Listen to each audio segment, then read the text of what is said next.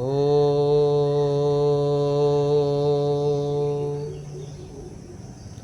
आज 21 जून है और वैश्विक स्तर पर योग दिवस के रूप में मनाया जा रहा है।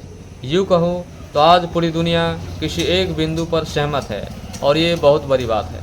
और ये कहीं न कहीं वसुधैव कुटुंबकम की संदेश भी दे रही है, क्योंकि पूरी दुनिया आज एक विचारधारा में पिरोए हुए हैं और एक विचार से सहमत है।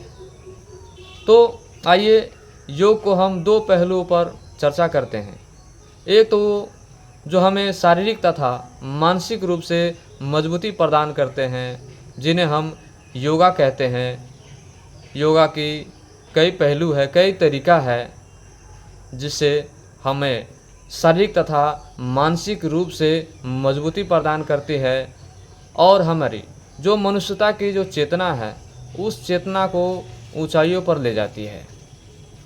दूसरी पहलू पर बात करें तो योग का अर्थ होता है जुड़ाव, और यहाँ संसार से जुड़ाव की बात नहीं कर रहे हैं, बल्कि जीवात्मा को परमात्मा से जुड़ाव होने की बात कही जा रही है।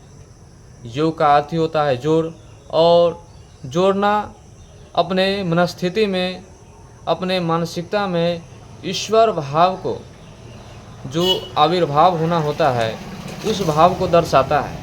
तो हमारी चेतना इतनी ऊपर उठे कि उस ईश्वर की सत्ता में प्रवेश कर जाए और उनसे एकाकार हो जाए।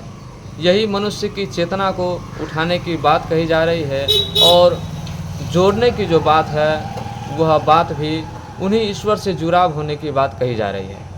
तो पहलू दो है, किंतु इस योग का उद्देश्य एक ही है कि हमारी चेतना को ऊपर उठाया जाए और ईश्वर से जुड़ाव किया जाए। योग स्वयं आदि योगी भगवान शिव द्वारा प्रदत्त है, इसीलिए भगवान शिव को आदि योगी कहा जाता है। और दूसरे, भगवान श्री कृष्ण को भी योगेश्वर भगवान श्री कृष्ण के रूप में संबोधन किया जाता है।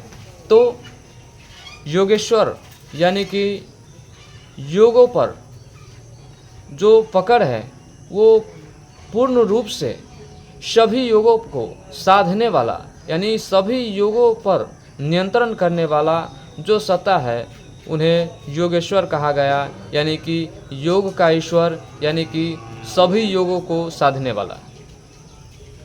यहाँ भगवान कृष्ण को योगेश्वर कहा जाता है और शिव को योगीश्वर कहा जाता है। इसमें दो अर्थ हैं। योगेश्वर सभी योगों को जानने वाला एक योगी, महायोगी, और योगीश्वर जो योगी है उनका भी ईश्वर है, तो शिव को योगेश्वर कहा जाता है। और योग का जो मूल उद्देश्य था, जो आदि योगी भगवान शिव ने इन संसार को दिया, तो उद्देश्य केवल एक ही था कि इस योग को अपनाकर मनुष्य अपने चेतना की ऊंचाइयों को छुए, मनुष्यता की चेतना में ईश्वर की चेतना का आविर्भाव हो, यही मूल उद्देश्य है।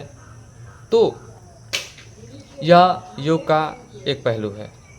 यह दोनों पहलू का जो उद्देश्य है वो उद्देश्य एक ही है।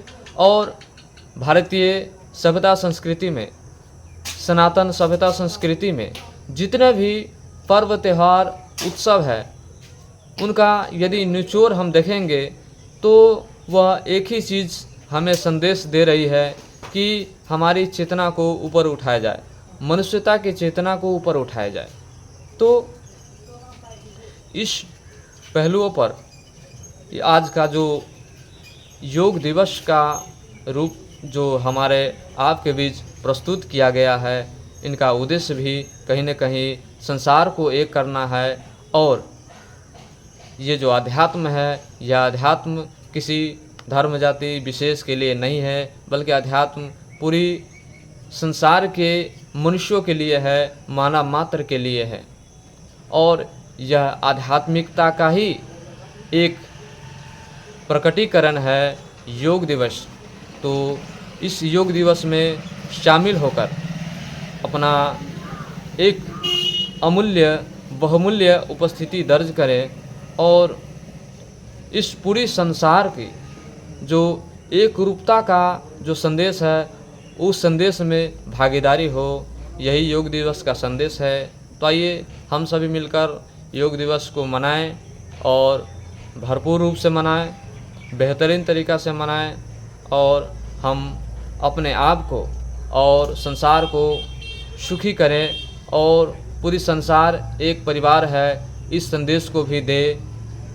और ये हमें आगे चल के मनुष्यता की जो एक रूपता है, जो वास्तविक गुण है, उस गुण को हमारे जीवन में लागू करने की स्थिति है, उस स्थिति तक हमें पहुंचाने में आज की जो तारीख है, जिन्हें योग दिवस के रूप में दर्ज किया गया है, तो इस चीज़ को समझें और इसे भरपूर और मजबूती से इस दिवस को मनाएं। यही संदेश है मेरा। चलिए आप सबों को प्रणाम।